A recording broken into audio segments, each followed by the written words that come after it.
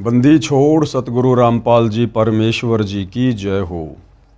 परम पिता परमात्मा सारी सृष्टि के रचनहार कुल मालिक असंख्य ब्रह्मांडों के स्वामी जगत गुरु तीनों लोकों में प्रवेश करके सबका धारण पोषण करने वाले राजाधिराज आत्माधार नाथों के नाथ देवों के देव महादेव सर्वेश्वर महेश्वर मृत्युंजय अजरो अमर आदि अनादि सनातनी प्रभु जगत पिता जगदीश्वर श्री श्री 1008 की उपाधि के वास्तविक अधिकारी अकाल मूरत सौद स्वरूपी राम वासुदेव सर्वगतम ब्रह्म परम पूज्य प्रथम पूज्य परम संत परम पुरुष परम धनी परम दयालु सत्य कबीर हक्का कबीर अल्लाहु कबीर अल्लाहु अकबर बाखबर अल्लाह ताला जगत के तारणहार जगत के मुक्तिदाता जगत के जगन्नाथ हारे के सहारे हिंदुओं के राम मुसलमानों के अल्लाह सिखों के वाहिगुरु ईसाइयों के मसीह दया के सागर दया निधि करुणा के सागर करुणा निधि स्वयंभू परिभू संकट मोचन कष्ट हरण मंगल करण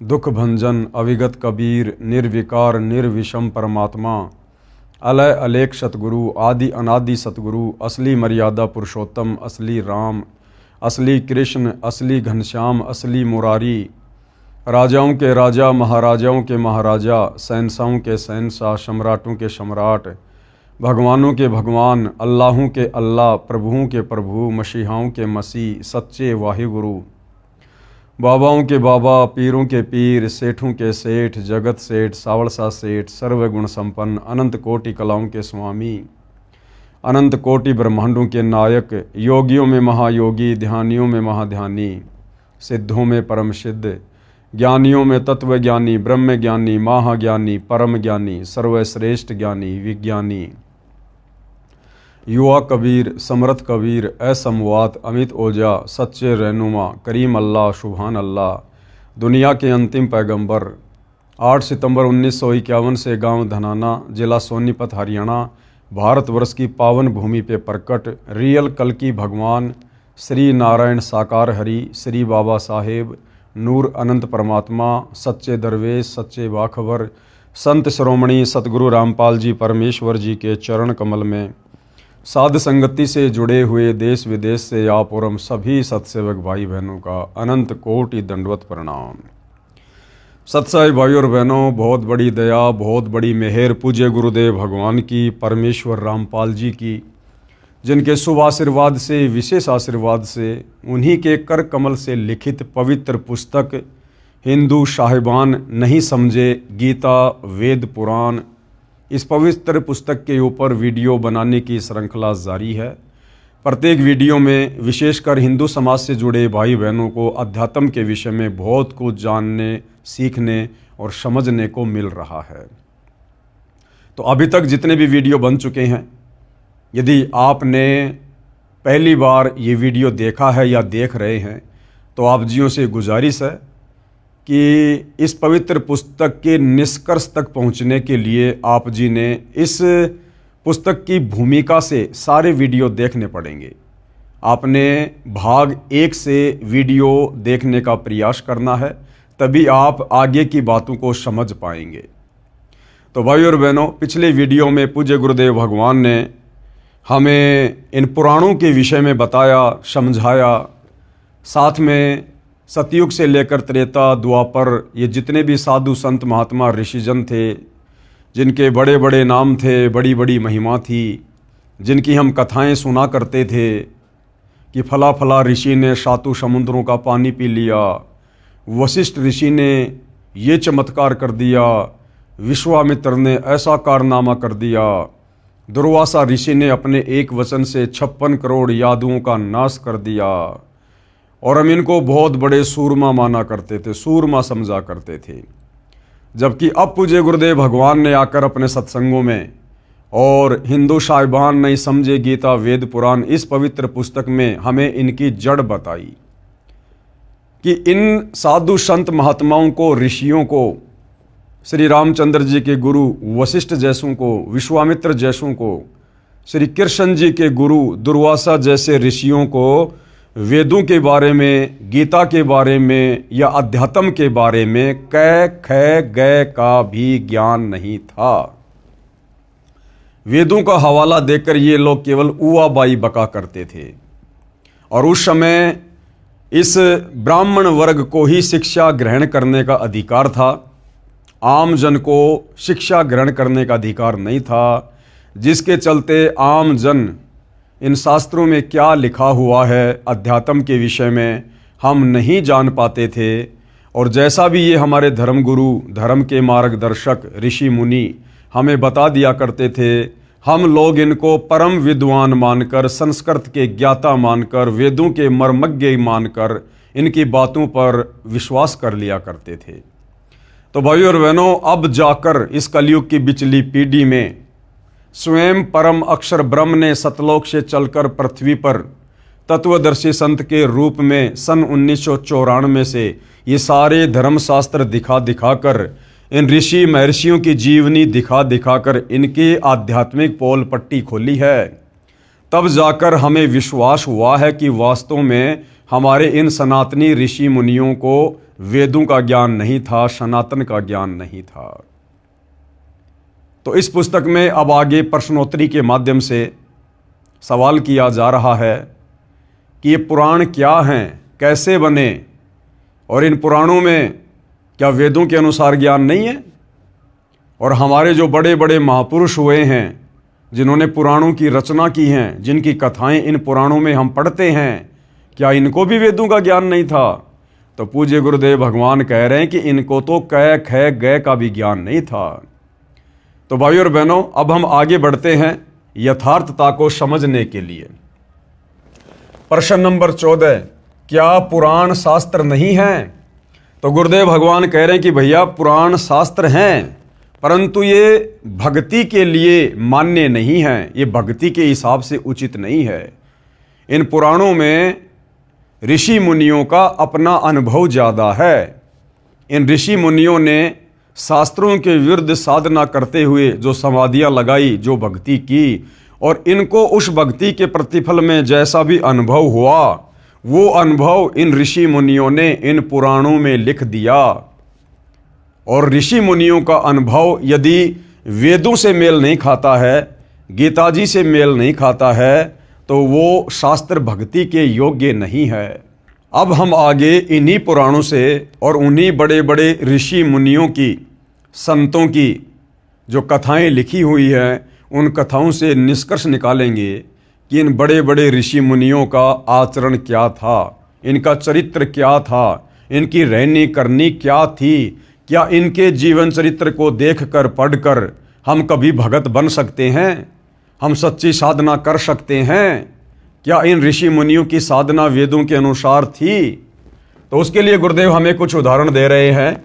सबसे पहले दुर्वासा ऋषि का उदाहरण दिया जा रहा है, जो कि द्वापर युग में श्री कृष्ण जी के गुरु थे। एक बार पांडव वनवास में थे। दुर्योधन के कहने से दुर्वासा ऋषि 88,000 ऋषियों को लेकर पांडवों के यहाँ गया। मन में दोष लेकर गया था कि पांडव मेरी मन इच्छा अनुसार भोजन करवा नहीं पाएंगे, मैं उनको श्राप दे दूंगा और वे नष्ट हो जाएंगे। अब गुरुदेव भगवान क्या कह रहे हैं कि जिस दुर्वासा ऋषि को हम बहुत बड़ी तोप माना करते थे कि श्री कृष्ण जी का गुरु तो बहुत पहुंचा हुआ महात्मा होगा, अब गुरुदेव क्या कह रहे हैं, क्या यह नेक व्यक्ति का कर्म है? दुष्ट आत्मा ऐसा करता है। दुर्वासा ऋषि श्री कृष्ण जी के गुरु, जिनको हम बहुत बड़ी तोप समझा करते थे कि जो भगवान का गुरु है वो तो पता नहीं क्या होगा। पूज्य गुरुदेव भगवान ने उसके कर्म को देखते हुए, उसके चरित्र को देखते हुए, एक संत, एक भगत होने के बावजूद और ऐसा दुष्ट आचरण, जिस समय पांडव वनवास भोग रहे थे, उसी समय पांडवों को और अधिक दुखी करवाने के लिए दुर्योधन ने दुर्वासा ऋषि को अपने राजमहल में बुलवाया, उसको बढ़िया बढ़िया खाना खिलाया, बढ़िया उसको दान दक्षिणा दी, अच्छी उसकी सेवा की। क्यों? ताकि दुर्वासा ऋषि मेरे कहने से जंगल में जाकर पांडवों को श्राप दे और वो नष्ट हो जाएं, और फिर मैं दुर्योधन सदा सदा के लिए हस्तिनापुर का राजा बन जाऊंगा। और दुर्वासा ऋषि ठीक दुर्योधन की योजना के अनुसार मन में दोष लेकर पांडवों को श्राप देने की इच्छा से जंगल में चला गया और पांडवों के पास जाकर कहने लगा कि भैया मुझे आज के बोए हुए गेहूं से बनी रोटियां चाहिए, साथ में मुझे मानसरोवर का जल चाहिए, आज ही आम का पौधा बीजा हो, आज ही वो पेड़ बना हो, आज ही उसके फल लगे हों, मुझे वो आम खाने में चाहिए। यानी ऐसी ऐसी डिमांड कर दी जो पूरी हो ही नहीं सकती थी। और दुर्वासा को पता था कि यदि ये मेरी डिमांड पूरी नहीं करेंगे तो मुझे बहाना मिल जाएगा इनको शराप देने का। तो पूज्य गुरुदेव भगवान हमें इन महात्माओं के चरित्र से परिचित करवा रहे हैं कि ए हिंदू समाज के नादान भक्तों, श्रद्धालुओं, हिंदू साहिबानों, तुम अज्ञानता के कारण, नासमझी के कारण, इन शास्त्रों को पढ़कर इनका निष्कर्ष ना निकाल पाने के कारण भक्ति और भगवान के नाम पर भ्रमित हो। इन हमारे ज्ञानहीन धर्म गुरुओं ने जैसा हमारे को मन में आया वैसा ही भक्ति मार्ग पर चलाया और हमें शास्त्र विधि त्याग कर मनमाने आचरण पर लगा दिया और हमें इन पुराणों से मीठी मीठी कथा कहानियाँ सुनाकर ये अपनी रोजी रोटी का धंधा बनाए हुए थे। अब पता चलेगा भाइयों और बहनों कि असल में संत क्या होता है, असल में भगत क्या होता है, महात्माओं के लक्षण क्या होते हैं, ऋषि मुनियों का आचरण क्या होता है।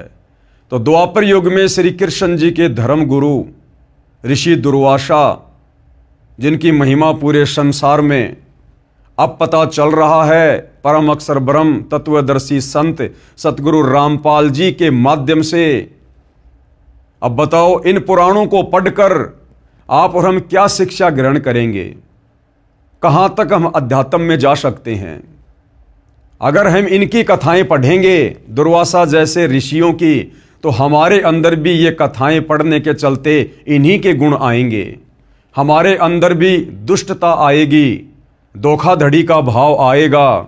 तो बताओ भाइयों और बहनों, इन पुराणों को पढ़ने के चलते और इन पुराणों के अनुसार भक्ति साधना यदि हम करेंगे तो क्या हम कभी भी मुक्ति को प्राप्त करेंगे? कभी नहीं कर सकते। तो दुर्वासा ने सोचा कि मुझे भोजन वो करवा नहीं पाएंगे मेरी इच्छा अनुसार और वे नष्ट हो जाएंगे। अब गुरुदेव कह रहे हैं क्या यह नेक व्यक्ति का कर्म है? क्या एक नेक व्यक्ति ऐसा करेगा? एक सामान्य व्यक्ति भी ऐसा नहीं कर सकता, जबकि ये तो अपने आप को बहुत बड़े महात्मा समझते थे। दुष्ट आत्मा ऐसा कार्य करता है। विचार करो, क्या कह रहे हैं गुरुदेव कि पुण्यात्माओं विचार करो। दुर्वासा महान तपस्वी था, दुर्वासा तप किया करता था, घोर तप। तप के कारण उसके अंदर सिद्धियां आ जाती थी और सिद्धियों का नाजायज फायदा उठाते हुए किसी को आशीर्वाद देकर लाभ दे देता था तो किसी के ऊपर नाराज होकर उसको श्राप दे दिया करता था, जिस कारण से डरता हुआ समाज इनके आगे नतमस्तक रहता था। समाज इन लोगों की इज्जत इनके गुणों के चलते नहीं करता था, इनकी भक्ति के चलते नहीं करता था, इनके अच्छे आचरण के चलते नहीं करता था। इन लोगों से डरते हुए ये राजा लोग और आम जन इनका आदर सत्कार किया करते थे कि कहीं ये महात्मा गुस्से में आकर हमें कोई शराप ना दे दे और हमारा सत्यानाश ना हो जाए। दुर्वासा महान तपस्वी था, जबकि भाई और बहनों ये पवित्र गीता जी तप करने को मना कर रही है कि जो व्यक्ति घोर तप करते हैं, मन कल्पित घोर तप करते हैं, वो इस शरीर में विराजमान देवी देवताओं को और मुझ गीता ज्ञान दाता को भी दुखी करते हैं। तो ये दुर्वासा तो वेदों के विरुद्ध साधना किया करता था, वेदों के विरुद्ध। दुर्वासा महान तपस्वी था। उस घोर तप करने वाले पापाचारी नराधम ने क्या जुल्म करने की ठानी। दुर्वासा को गुरुदेव ने उसके आचरण के चलते नराधम की संज्ञा दी है, यानी नरों में नीच, इंसानों में नीच व्यक्ति। दुखियों को और दुखी करने के मकसद से गया। वो पांडव बेचारे पहले से ही जंगल में वनवास भोग रहे थे, महादुखी थे, और दुर्योधन के कहने से वो दुर्वासा उन पांडवों को जो पहले से दुखी थे उनको और अधिक दुखी करने के मकसद से चला गया। तो बताओ ऐसा आदमी नराधम नहीं होगा, पापाचारी नहीं होगा, दुष्ट आत्मा नहीं होगा तो और क्या होगा? क्या ये राक्षसी कर्म नहीं था? क्योंकि राक्षस ही दूसरों को बेवजह दुखी किया करते थे। क्या यह क्रूर कर्मी नराधाम नहीं था? आगे क्या कह रहे हैं गुरुदेव? इसी दुर्वासा ऋषि ने बच्चों के मजाक करने से क्रोधवश यादवों को श्राप दे दिया। एक बार क्या हुआ, श्री कृष्ण जी का बेटा प्रद्युम्न अपने कुछ साथियों के साथ में दुर्वासा ऋषि की परीक्षा लेने के लिए, कि सुना है दुर्वासा ऋषि बड़ा तपस्वी है, बड़ा अंतर्यामी है, तीनों लोकों की जानता है। तो श्री कृष्ण जी के पुत्र प्रद्युम्न ने अपने पेट के ऊपर एक जो कढ़ाई होती है उसको बांध लिया, उसके ऊपर कुछ कपड़े वगैरह बांध लिए और औरतों के कपड़े पहन लिए, और बाकी जो उसके साथी थे वो उसके साथ में गए। एक उसका नकली पति बना दिया गया और दुर्वासा ऋषि के पास गए और उन्होंने कहा कि महात्मा जी, बड़े दिनों के बाद में इस बहन को गर्भ रहा है, परिवार को बड़ी खुशी है, वो ये जानना चाहते हैं कि इसके गर्भ में लड़का है या लड़की है, इसके गर्भ में क्या है, इसके गर्भ से क्या होगा। तो दुर्वासा ऋषि ने अपनी दिव्य दृष्टि से देखा तो पता चला कि ये तो मेरे साथ मजाक करने आए हैं। इतनी सी बात पर वो दुर्वासा ऋषि क्रोधित हो गया, आग बबूला हो गया, आंखें लाल कर ली, चिमटा हाथ में उठा लिया और श्राप दे दिया कि बताऊं क्या होगा? यादव कुल का नाश होगा, सत्यानाश होगा। और भाइयों और बहनों, इतिहास गवाह है, दुर्वासा ऋषि के उसी श्राप के चलते आगे चलकर श्री कृष्ण जी समेत पूरा यादव कुल, यानी 56 करोड़ यादव, जिसमें श्री कृष्ण जी समेत उनके बेटे बेटियां, उनकी पत्नी, उनका परिवार, उनके रिश्तेदार, सब लोग आपस में लड़ झगड़ कर कट कट कर यमुना के किनारे प्रभास क्षेत्र में समाप्त हो गए। इसलिए गुरुदेव भगवान ने दुर्वासा जैसे ऋषियों को, जो घोर तप किया करते थे, तप करके शक्तियां इकट्ठी किया करते थे और उसके बाद किसी का भला तो किसी का बुरा कर दिया करते थे, इसलिए परमेश्वर जी ने दुर्वासा जैसे ऋषियों को, जिनकी कथाएं इन पुराणों में आती हैं, इनको नराधम और दुष्ट आत्मा की संज्ञा दी है। इसी दुर्वासा ऋषि ने बच्चों के मजाक करने से क्रोधवश यादवों को श्राप दे दिया। बताओ, गलती तो करी कुछ एक बच्चों ने, 5-7 बच्चों ने, और श्राप दे दिया 56 करोड़ यादवों को। गलती 3-4 बच्चों ने, यानी प्रद्युम्न पुत्र श्री कृष्ण आदि ने की और श्राप पूरे यादव कुल का नाश होने का दे दिया। दुर्वासा के श्राप से 56 करोड़, यानी 56 करोड़ यादव आपस में लड़कर मर गए। श्री कृष्ण जी भी मारे गए। क्या ये राक्षसी कर्म दुर्वासा का नहीं था? और ऐसे राक्षसी कर्म करने वाले संतों की, महंतों की, ऋषियों की कथाएं सुनकर क्या हम मोक्ष प्राप्त कर सकते हैं? इसलिए भाइयों और बहनों, ये जो पुराण हैं, इन पुराणों की कथाएं, इन पुराणों का ज्ञान वेदों के विरुद्ध है, गीता जी के विरुद्ध है, और इनके ऊपर अमल करने से हम कभी भी अध्यात्म की ऊंचाइयों को नहीं छू सकते। अन्य पुराणों की रचना करने वाले ऋषियों के कारनामे सुनो, अन्य कर्म पुराण की रचना करने वाले ऋषियों के सुनो। वशिष्ठ ऋषि ने एक राजा को राक्षस बनने का श्राप दे दिया। वशिष्ठ ऋषि जो त्रेता युग में विष्णु अवतार श्री रामचंद्र जी के गुरु थे, सोचिए उनका कितना बड़ा आदर सम्मान होगा, कितनी महिमा होगी। 3 लोक के स्वामी विष्णु अवतार रामचंद्र जी के गुरु, और उनके कर्म दुष्ट आत्मा जैसे, नराधम जैसे। वशिष्ठ ऋषि ने एक राजा को राक्षस बनने का श्राप दे दिया। वह राक्षस बनकर दुखी हुआ। वशिष्ठ ऋषि ने एक अन्य राजा को इसलिए मरने का श्राप दे दिया जिसने ऋषि वशिष्ठ से यज्ञ अनुष्ठान न करवाकर अन्य से करवा लिया। गुरुदेव ने सत्संग में बताया कि एक समय एक राजा ने यज्ञ करवाना था, और यज्ञ करवाने के लिए वो राजा पहले वशिष्ठ ऋषि के पास गया। तो वशिष्ठ ऋषि ने कहा कि भैया, मेरे पास तो पहले से एडवांस बुकिंग है, मैं तेरा यज्ञ 1 साल के बाद करूंगा। राजा वापस आ गया। राजा ने सोचा कि वशिष्ठ जी को तो काफ़ी समय लगेगा, चलो मैं किसी दूसरे ब्राह्मण से, दूसरे ऋषि से यज्ञ करवा लेता हूँ। उसने दूसरे ऋषि से यज्ञ करवा लिया। उधर से वशिष्ठ ऋषि भी आ गया कि चलो भाई वो राजा आया था, उसका यज्ञ करने के लिए चलते हैं। वहाँ आने के बाद वशिष्ठ को पता चला कि राजा ने तो यज्ञ करवा लिया, राजा का तो यज्ञ चल रहा है। इतनी सी बात से नाराज होकर दान दक्षिणा के चक्कर में, मान बढ़ाई के चलते, और वशिष्ठ ने उस राजा को श्राप दे दिया कि तेरी मृत्यु होगी। बताओ भाई और बहनों, ये भक्तों के लक्षण हैं, ये संतों के लक्षण है, ये ऋषि मुनियों के लक्षण है। अब सोचो, ऐसे ऋषि वशिष्ठ ने अपने शिष्य श्री रामचंद्र जी को भला क्या शिक्षा दी होगी। फिर उस राजा ने भी वशिष्ठ ऋषि को श्राप दे दिया, क्योंकि भक्ति कमाई तो राजाओं के पास भी होती थी। उस राजा ने भी वशिष्ठ को मरने का श्राप दे दिया। उधर से राजा ने भी शरीर छोड़ दिया, और फिर वशिष्ठ ऋषि को जो श्राप लगा था उसके चलते वशिष्ठ ऋषि को भी मरना पड़ा। उसने भी अपना शरीर छोड़ा। फिर दोबारा से कैसे उनको पुनर्जन्म मिला, उसकी कथा यहां गुरुदेव बता रहे हैं इन पुराणों में। वशिष्ठ ऋषि ने एक अन्य राजा को इसलिए मरने का श्राप दे दिया जिसने ऋषि वशिष्ठ से यज्ञ अनुष्ठान न करवाकर अन्य से करवा लिया। उस राजा ने वशिष्ठ ऋषि को मरने का श्राप दे दिया। दोनों की मृत्यु हो गई।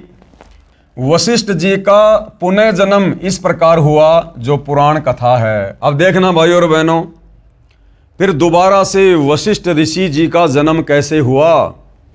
दो ऋषि जंगल में तपस्या कर रहे थे। ऊपर से एक मेनका आ गई, उर्वशी आ गई, अति सुंदर थी। उसके सौंदर्य को देखकर उन दोनों का वीर्यपात हो गया, और इस विधि से भाई और बहनों वशिष्ठ जी का पुनर्जन्म हुआ। वशिष्ठ जी का पुनर्जन्म इस प्रकार हुआ जो पुराण कथा है। दो ऋषि जंगल में तप कर रहे थे। एक अप्सरा स्वर्ग से आई, बहुत सुंदर थी। उसे देखने मात्र से दोनों ऋषियों का वीर्य संकलन यानी वीर्यपात हो गया। अब ये थे भाई और बहनों हमारे ऋषि महात्मा। ये दो ऋषि जो जंगल में तपस्या कर रहे थे। ऋषि यानी भगत, साधक। और क्यों गए थे वो जंगल में अपना घर परिवार छोड़कर? भगवान प्राप्त करने के लिए, साधु बनने के लिए, भक्ति करने के लिए। और वहां जाने के बाद फिर क्या हुआ? बन गए फिर वो भगत। दो ऋषि जंगल में तप कर रहे थे। एक अप्सरा स्वर्ग से आई, बहुत सुंदर थी। उसे देखने मात्र से दोनों ऋषियों का वीर्य संकलन यानी वीर्यपात हो गया। दोनों ने बारी बारी जाकर झोपड़ी में रखे खाली घड़े में वीर्य छोड़ दिया। उससे एक तो वशिष्ठ ऋषि वाली आत्मा का पुनर्जन्म हुआ, नाम वशिष्ठ ही रखा गया। दूसरे का कुंभज ऋषि नाम रखा जो अगस्त ऋषि कहलाया। अब देख लो भाई और बहनों, वशिष्ठ ऋषि और अगस्त ऋषि जिसने एक घूंट में 7 समुद्र पी लिए थे। इस प्रकार से इनकी उत्पत्ति हुई है। यानी इनके जो पैदा करने वाले थे उन दोनों ऋषियों का क्या चरित्र था। अब उनमें से कुछ गुण तो वशिष्ठ और अगस्त में भी आएंगे ना। तो इस प्रकार से फिर इनका पुनर्जन्म हुआ। ये कथाएं भाई और बहनों हम इन पुराणों में पढ़ा करते थे। ये काम सूत्र की कथाएं ज्यादा और भक्ति की कम। विश्वामित्र ऋषि के कर्म, और विश्वामित्र जो सतयुग में हुए थे, विश्वामित्र उसके विषय में कहा जाता है कि उससे बड़ा कोई तपस्वी नहीं था। स्वर्ग के देवता भी उससे डरा करते थे, घबराया करते थे। उस विश्वामित्र ऋषि के क्या कर्म थे, उस भगत के क्या कर्म थे। क्या इन साधु संतों के आचरणों को फॉलो करके हम कभी भी भक्ति मार्ग में सफल हो सकते हैं? हमने यही निष्कर्ष निकालना है भाई और बहनों कि ये जितने भी साधु संत महात्मा थे, क्या इनकी साधना वेदों के अनुसार थी? क्या इनकी भक्ति क्रिया वेदों के अनुसार थी? इन सब ने तप किए, घोर तप किए, मनमाना आचरण किया, वेद विरुद्ध साधना की, जो आज गीता जी बिल्कुल मना कर रही है। तो गीता और वेदों के विरुद्ध जंगलों में जाकर तप करने वाले भला काहे के भगत, काहे के साधक? तो विचार करने की बात यह है, जब इन बड़े बड़े तपस्वियों ने, ऋषियों ने वेद विरुद्ध साधना की तो भला इनकी मुक्ति कैसे हुई होगी? और मुक्ति नहीं हुई तो फिर इनको 84 लाख योनियों में भी जाना पड़ा। गधे कुत्ते सूअर के शरीर भी भोगने पड़े, इनको नरक भी भोगना पड़ा। विश्वामित्र ऋषि के कर्म, राज त्याग कर जंगल में गया, घोर तप किया। बताओ किसने शिक्षा दे दी कि भैया जंगल में भक्ति होती है? राज्य त्याग कर जंगल में चला गया भक्ति करने के लिए, और फिर वहां भक्ति नहीं करी, फिर बकवादों में लग गया। बकवादों में फिर किस लिए गया था भाई जंगल में? राज त्याग कर जंगल में गया। अब देखो भाइयों और बहनों, गीता जी तो साफ साफ कह रही है कि अर्जुन कर्म योगी बनकर भक्ति कर। कर्म योगी का मतलब होता है अपना काम भी कर और अपनी भक्ति भी कर। और गीता जी कह रही है कि कर्म सन्यासी बनकर जो भक्ति करेगा उसकी भक्ति कभी सफल नहीं होगी। कर्म सन्यासी यानी कार्य करना नहीं और भक्ति करने के लिए जंगलों में चला गया। तो गीता जी कह रही है कि कर्म सन्यासी से कर्म योगी बेहतर है। कर्म योगी यानी काम करते करते भक्ति करने वाले की भक्ति सफल होती है। तो राज त्याग कर जंगल में जाना ये वेद विरुद्ध है, गीता विरुद्ध है। जंगल में भगवान कोई पेड़ के थोड़ी बंधा हुआ है जो जाते खोल के ले आएगा। घोर तप किया। अब गीता जी तप करने के लिए भी मना कर रही है।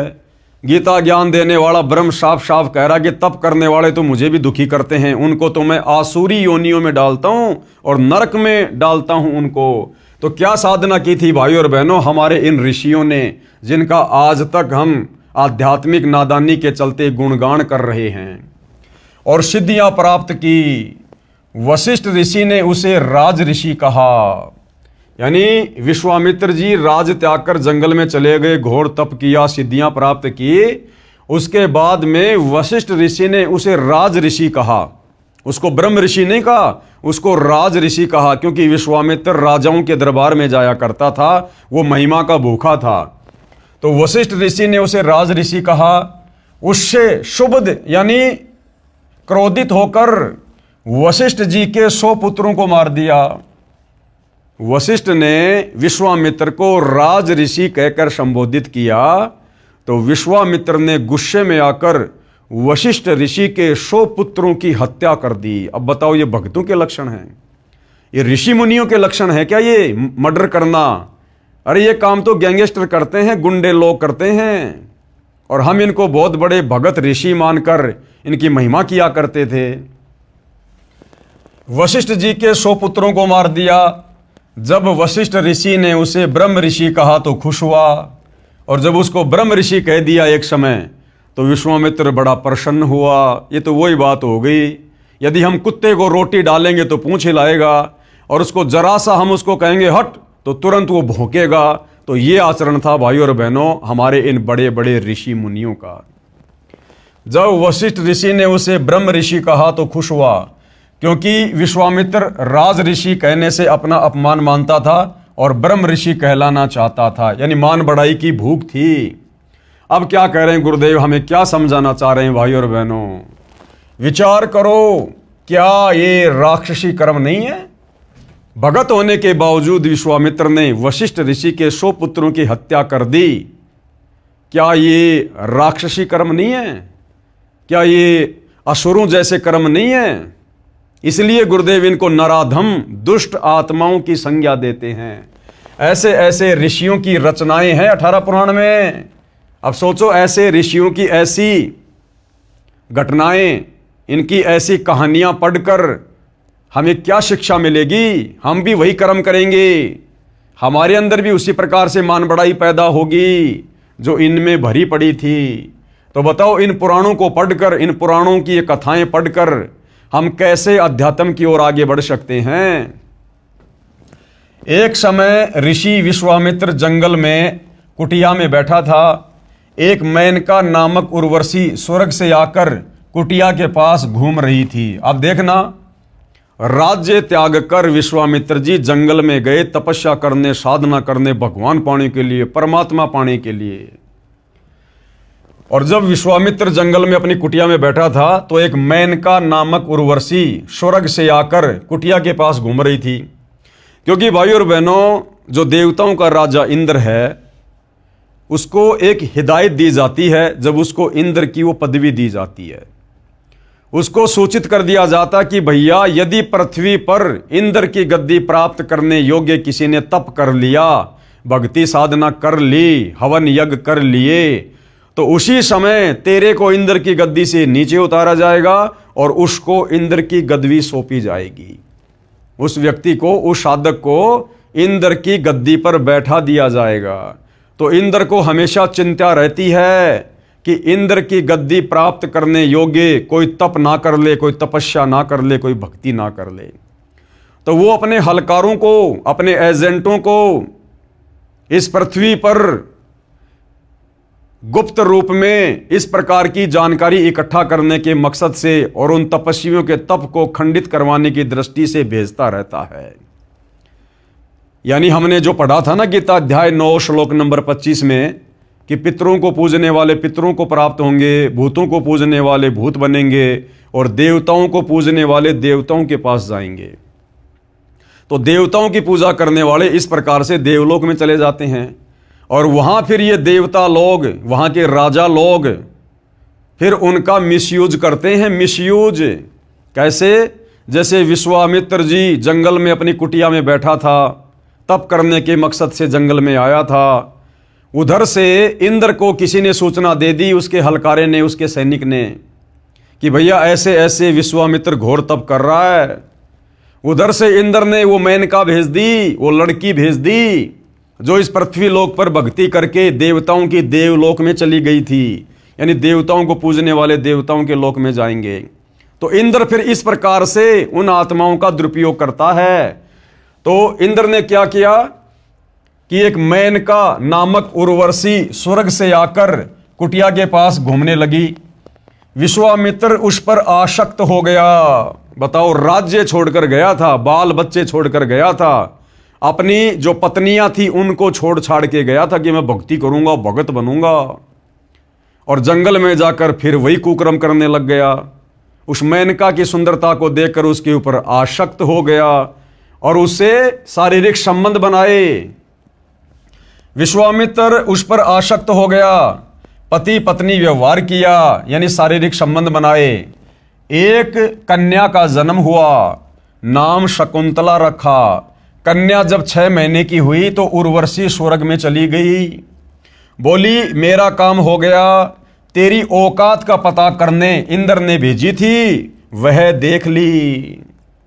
जाते जाते उस मेनका ने क्या कहा कि मुझे तो इंद्र ने भेजी थी तेरी औकात का पता करने के लिए कि तू कितना बड़ा भगत है, तू कितना बड़ा तपस्वी है। तू घर छोड़कर, बाल बच्चों को छोड़कर भक्ति करने आया था या बकवाद करने आया था? भाई का इतना समूह हो गया, इतना समूह।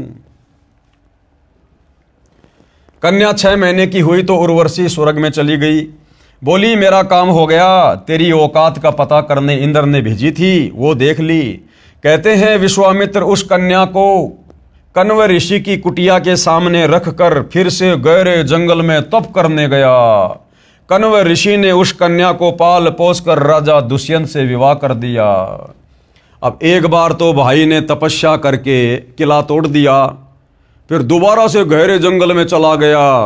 तो गुरुदेव कह रहे हैं दूसरी बार कौन सा वो गीता जी पढ़ के गया था जो बिल्कुल सही साधना की होगी उसने, दोबारा भी वही डले ढोने के लिए चला गया, वेद विरुद्ध साधना करने के लिए।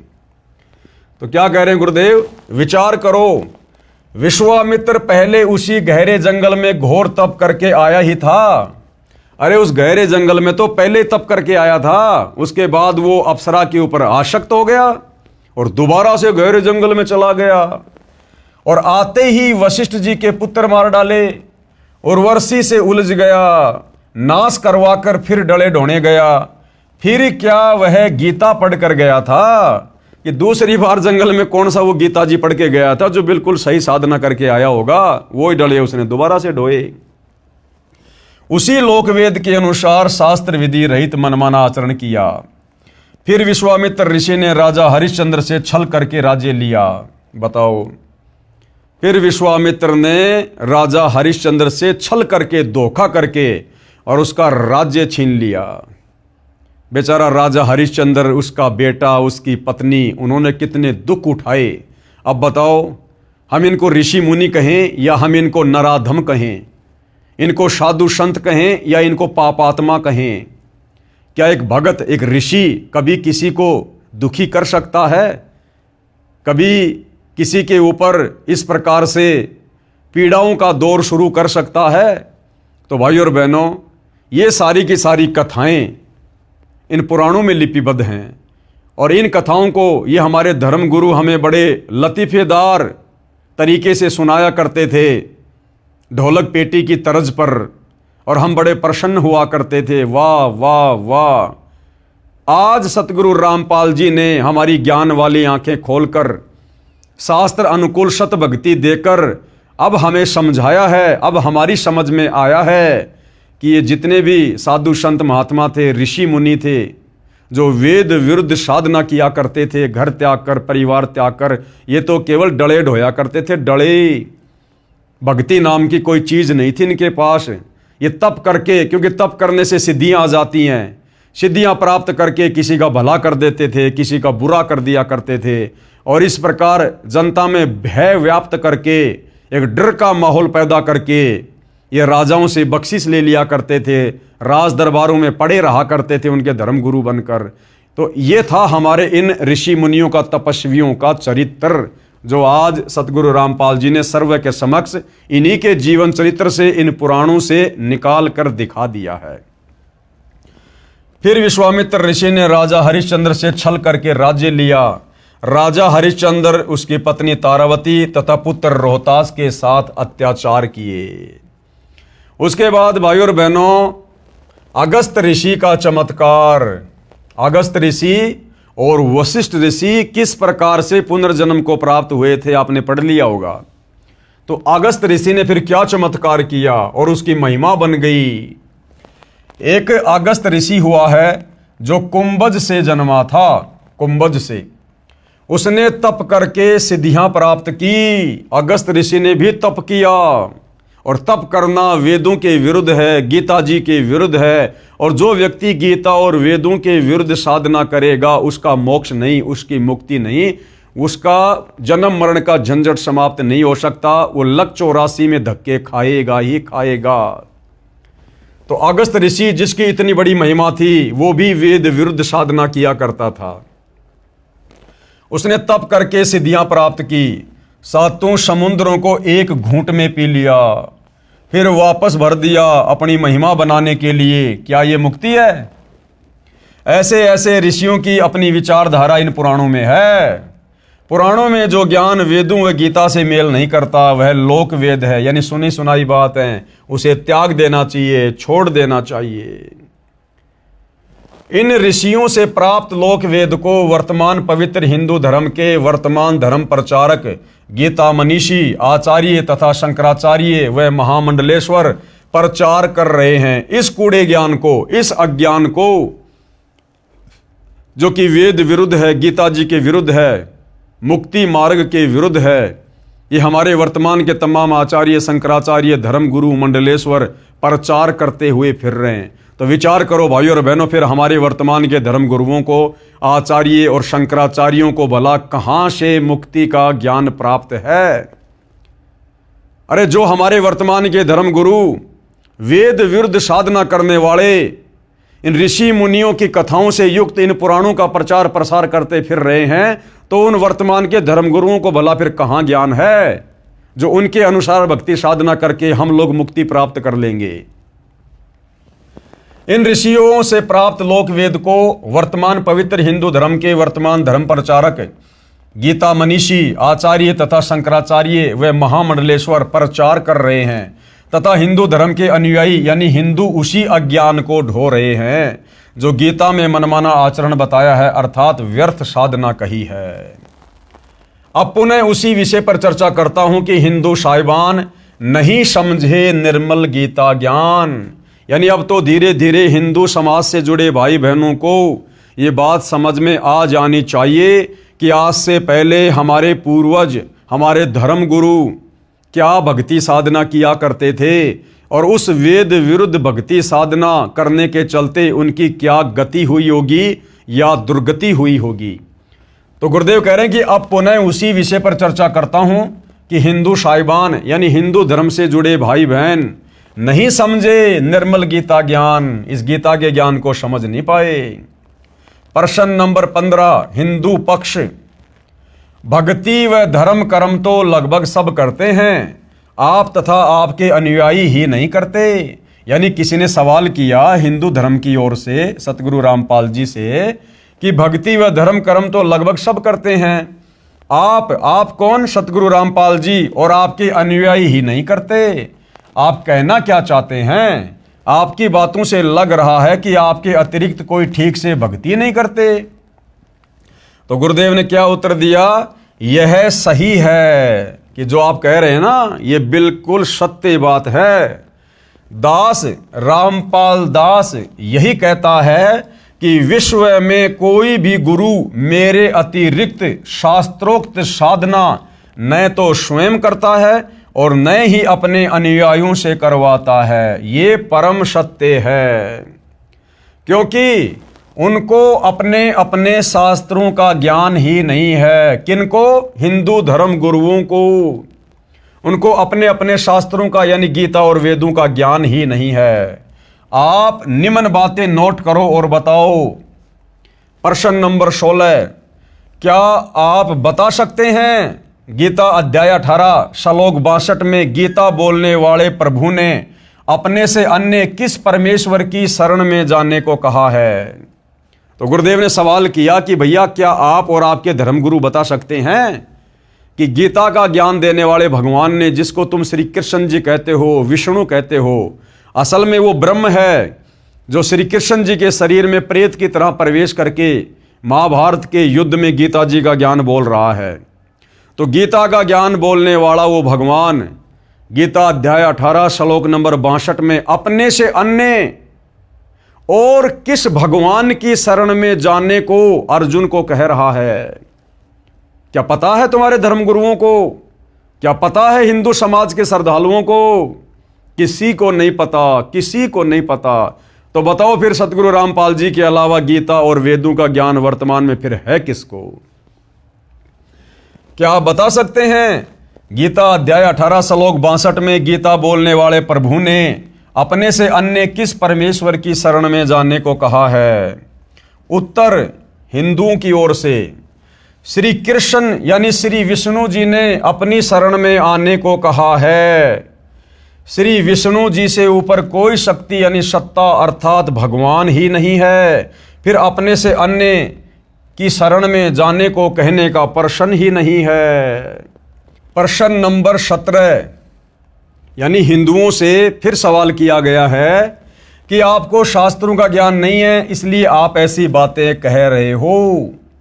अन्यथा गीता अध्याय 18 श्लोक नंबर 62 में गीता ज्ञान देने वाले भगवान ने, जिसे आप श्री कृष्ण समझो या विष्णु समझो, साफ साफ कह रहा कि अर्जुन, अगर तुझे जन्म मरण से पूर्णतया छुटकारा चाहिए तो उस परम अक्षर ब्रह्म की शरण में चला जा, उस सनातन परम धाम को प्राप्त कर, और उसके लिए अध्याय 4 श्लोक नंबर 34 के अनुसार किसी तत्वदर्शी संत की खोज कर ले। भैया मेरे पास वो भक्ति नहीं है।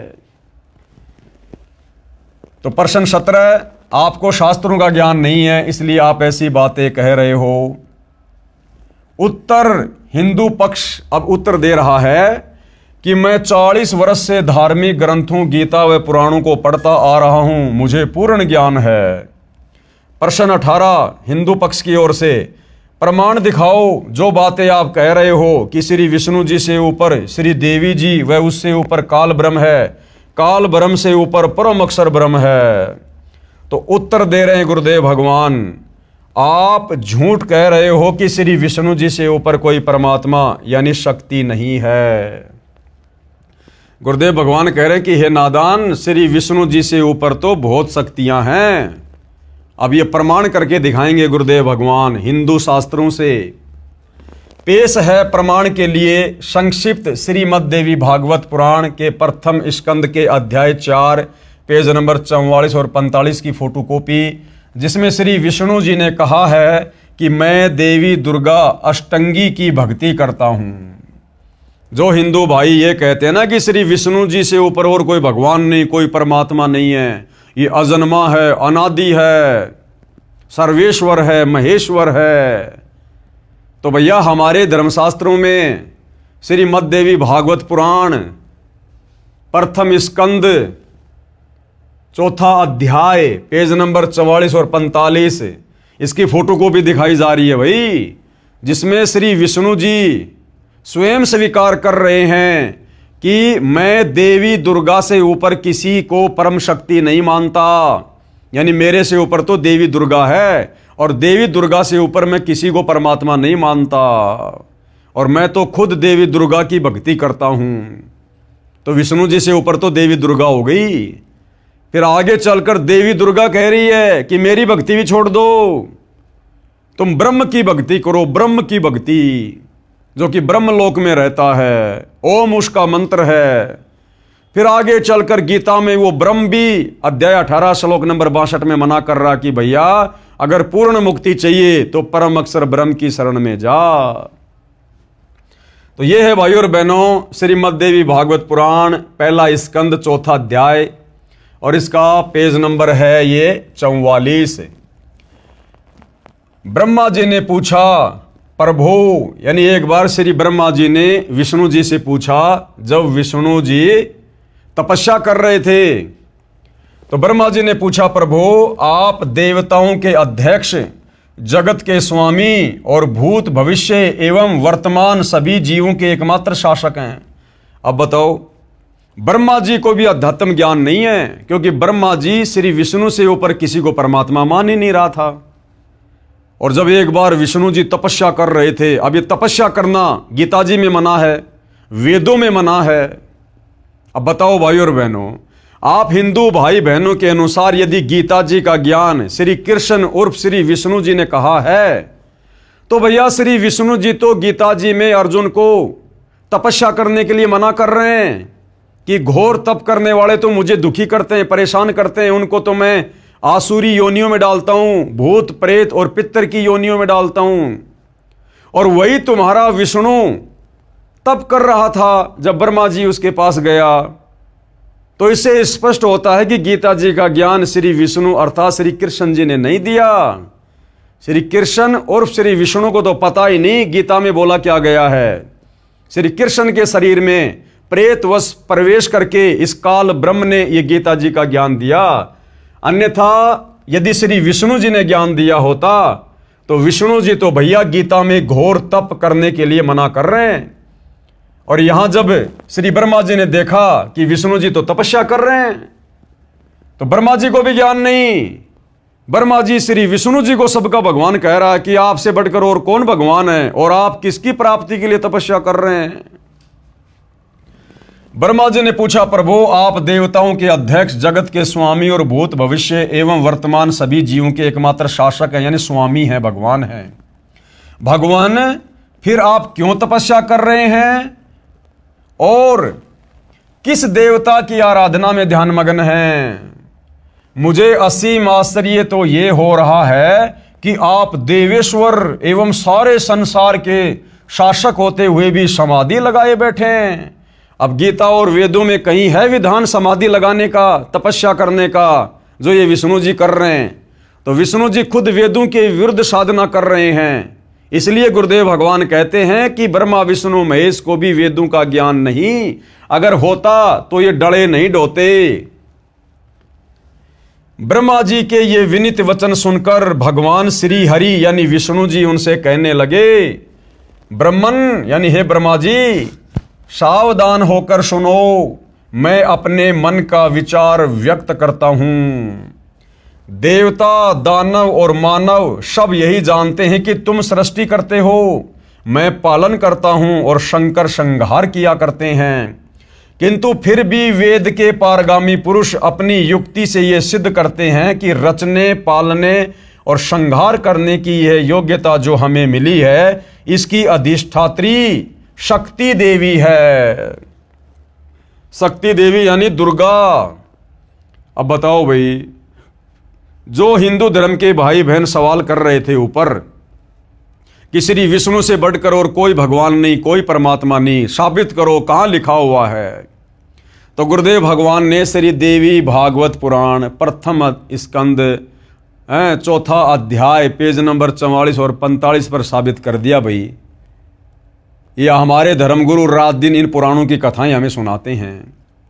इन्हीं में लिखा हुआ दिखा दिया पूज्य गुरुदेव भगवान ने, सतगुरु रामपाल जी ने, कि ना तो ब्रह्मा जी को ज्ञान और ना श्री विष्णु जी को वेद ज्ञान, जो तपस्या कर रहे हैं, समाधि लगाए बैठे हैं और कह रहे हैं कि दुनिया की नजरों में तो यही है, संसार की नजरों में तो यही है कि ब्रह्मा तुम तो संसार की सृष्टि करते हो, मैं विष्णु पालन पोषण करता हूं और शंकर सबका संहार करता है। किंतु वेद के पारगामी पुरुष, यानी जिनको वेदों का कंप्लीट ज्ञान है, तत्वदर्शी संत, वो अपनी युक्ति से ये साबित करते हैं क्या? फिर भी वेद के पारगामी पुरुष अपनी युक्ति से ये सिद्ध करते हैं कि रचने, पालने और श्रृंगार करने की ये योग्यता जो हमें मिली है, इसकी अधिष्ठात्री शक्ति देवी है। क्योंकि समुद्र मंथन के दौरान इन तीनों देवताओं को यहाँ की व्यवस्था संभालने के लिए, चलाने के लिए इस काल ब्रह्म के आदेश से देवी दुर्गा ने ही शक्तियाँ दी थी। इसलिए भाइयों और बहनों, श्री विष्णु जी शक्ति देवी से ऊपर कह रहे हैं मैं किसी को भगवान नहीं मानता। यानी जो हिंदू भाई ये सवाल कर रहा था कि विष्णु से बढ़कर और कोई परमात्मा नहीं है, तो देख लो भाइयों और बहनों, श्री विष्णु जी तो शक्ति के अधीन होकर ये तीनों देवता ब्रह्मा विष्णु महेश अपनी माता देवी दुर्गा शक्ति देवी के अधीन होकर कार्य कर रहे हैं। यानी इनसे ऊपर तो ये देवी दुर्गा भगवान है। वे कहते हैं कि संसार की सृष्टि करने के लिए तुम में राजसी शक्ति का संचार हुआ है। यानी ब्रह्मा जी रजोगुण हैं, मुझे यानी विष्णु सात्विक शक्ति मिली है, यानी श्री विष्णु जी सतोगुण युक्त हैं, और रुद्र यानी शंकर, रुद्र में तामसी शक्ति का आविर्भाव हुआ है, यानी श्री शंकर जी तमोगुण हैं। उस शक्ति के अभाव में तुम इस संसार की सृष्टि नहीं कर सकते, मैं पालन करने में सफल नहीं हो सकता, और रुद्र यानी शंकर जी से संहार कार्य होना भी असंभव नहीं। ब्रह्मा जी हम सभी, देख लो भाई, विष्णु जी कह रहे हैं ब्रह्मा जी को कि ब्रह्मा जी हम सभी यानी मैं और शंकर और तुम, हम सभी यानी तीनों देवता उस शक्ति के सहारे ही अपने कार्यों में सदा सफल होते आए हैं। यानी देवी दुर्गा के, शक्ति देवी के आशीर्वाद से हम तीनों के कार्य हो रहे हैं। तो ब्रह्मा विष्णु महेश से बड़ी शक्ति, ब्रह्मा विष्णु महेश से बड़ा भगवान यहां पर कौन साबित हुआ? देवी दुर्गा। मैं सदा तप करने में लगा रहता हूं। बताओ भाइयों और बहनों, गीता और वेद तप करने के लिए मना कर रहे हैं कि तप करने वाला नरक में जाएगा, 84 लाख योनियों में जाएगा। और विष्णु जी कह रहे कि मैं सदा तप करने में लगा रहता हूं, यानी वेद विरुद्ध साधना। अब सोचो भाइयों और बहनों, जब ब्रह्मा विष्णु महेश को वेदों का ज्ञान नहीं, तो इनसे वेद लेकर इनके वंशज मनु जैसों को फिर कहां से ज्ञान होगा? और मनु जैसों से वेद ज्ञान पढ़कर आगे समाज में आधा अधूरा ज्ञान फैलाने वाले हमारे इन ऋषि मुनियों को फिर कहां से ज्ञान हुआ होगा? जो ये पुराण लिख लिख के चले गए, इन पुराणों की जिन्होंने रचना कर दी, अपना अनुभव लिख दिया। इसलिए भाइयों और बहनों, अध्यात्म के नाम पर, भक्ति और भगवान के नाम पर, सत्य साधना के नाम पर पूरा संसार विचलित है, पूरा संसार। अब दोबारा से सतगुरु रामपाल जी इस अध्यात्म को उठा रहे हैं। तो विष्णु जी कह रहे हैं कि मैं सदा तप करने में लगा रहता हूं, उस शक्ति के शासन से कभी मुक्त नहीं रह सकता, यानी दुर्गा देवी के कंट्रोल में काम करता हूं। कभी अवसर मिला तो लक्ष्मी के साथ सुखपूर्वक समय बिताने का सौभाग्य प्राप्त होता है। मैं कभी तो दानवों के साथ युद्ध करता हूं। अखिल जगत को भय पहुंचाने वाले दैत्यों के विकराल शरीरों को शांत करना यानी नष्ट करना मेरा परम कर्तव्य हो जाता है। बताओ, बेचारा तप करके सिद्धियां प्राप्त करता है विष्णु, और सिद्धियां प्राप्त करके फिर सारी जिंदगी राक्षसों के साथ में लड़ाई झगड़ा करने में लगा रहता है। यानी भाइयों और बहनों, पल भर की भी शांति नहीं हमारे भगवानों को, पल भर की भी। अब इनकी भक्ति करके फिर हमें कैसे परम शांति प्राप्त होगी? उन्हीं भगवती शक्ति का मैं निरंतर ध्यान किया करता हूं। ब्रह्मा जी, अब देख लो भाइयों और बहनों, जो कह रहे थे कि विष्णु से ऊपर कोई भगवान नहीं, कोई शक्ति नहीं, ब्रह्मा जी मेरी जानकारी में इस भगवती शक्ति से बढ़कर दूसरे कोई देवता नहीं है। क्लियर कर दिया विष्णु जी ने कि मेरी जानकारी में इस भगवती शक्ति दुर्गा से बढ़कर और कोई भगवान नहीं, कोई देवता नहीं। यानी विष्णु जी ने अपने से ऊपर देवी दुर्गा को साबित कर दिया। जो भाई ये कह रहे थे सवाल करके कि विष्णु जी से ऊपर कोई भगवान नहीं, कोई परमात्मा नहीं, देख लो भाई इन्हीं पुराणों में लिखा हुआ है।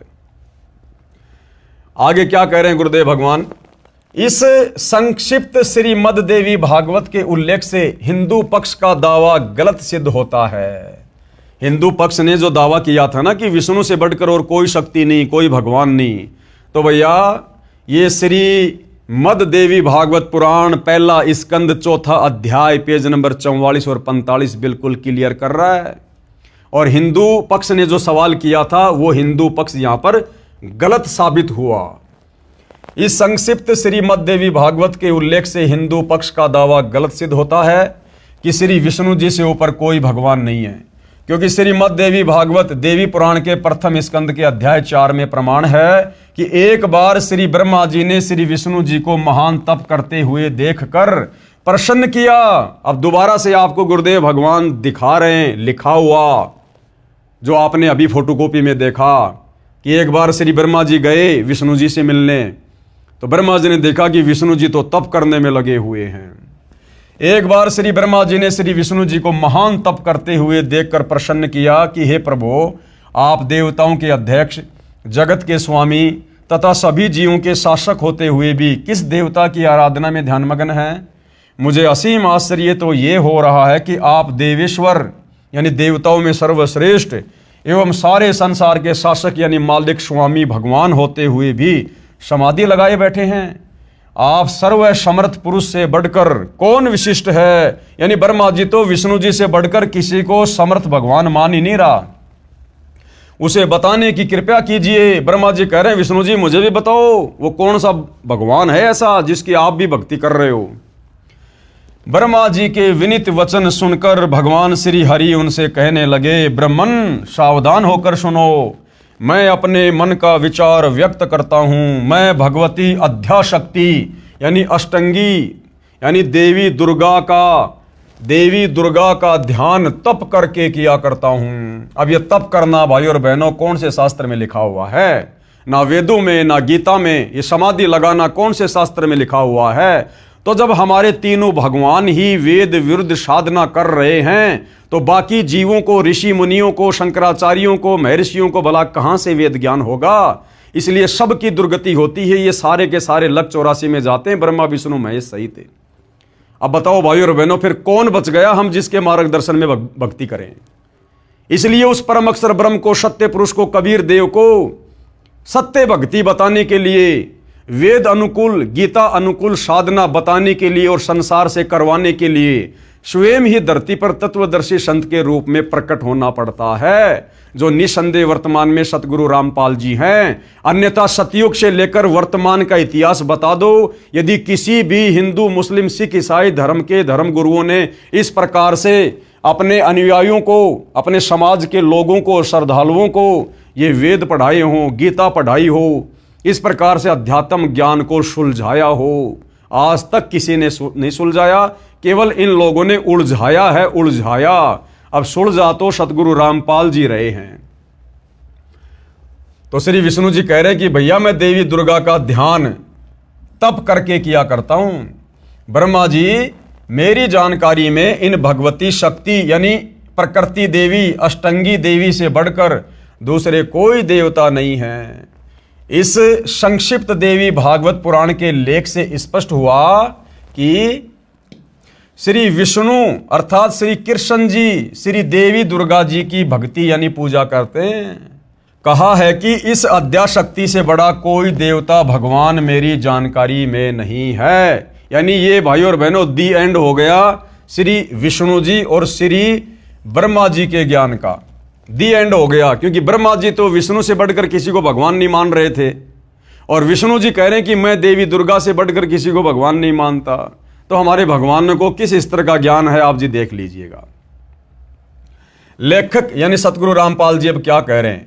हिंदू साहिबानों की झूठ सामने है। जो कहते हैं कि श्री कृष्ण जी अर्थात श्री विष्णु जी से बढ़कर कोई देवता यानी परमेश्वर नहीं है, जबकि श्री विष्णु जी ने अपने से अन्य सर्वसमर्थ शक्ति श्री देवी दुर्गा को बताया है। आगे देखो भाइयों और बहनों, ओम नाम ब्रह्म का जाप है।